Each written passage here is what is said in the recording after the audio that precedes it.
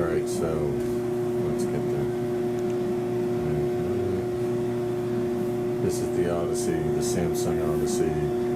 Do not spend more money or wait more time. This was a simple fix if I had only known. So, several weeks ago, the dryer door wouldn't close. Dryer door not closing means dryer cycle won't run, close won't dry.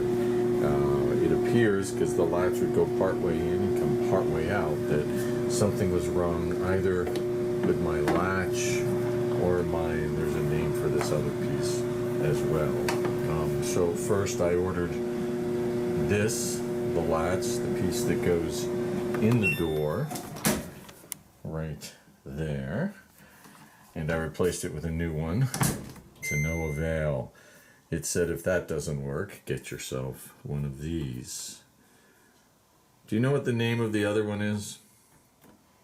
The hatch, the snatch. In any event, went and bought myself one of those, replaced it. Same problem. The door didn't want to close. It would go part way and then open again. I had actually even switched both sides of the door to see if that would work. Puzzle, puzzle, puzzle.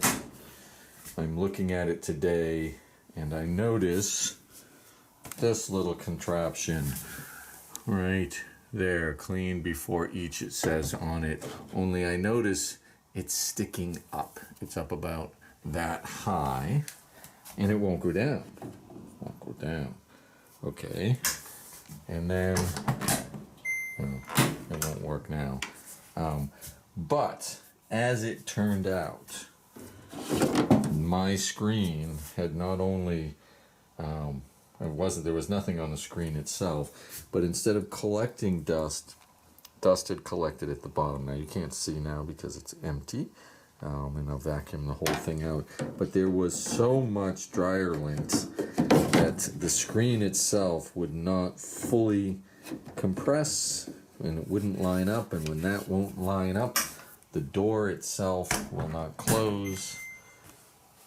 Solving that, I wish I could send these back, but I can't. They were only about $8-9 each.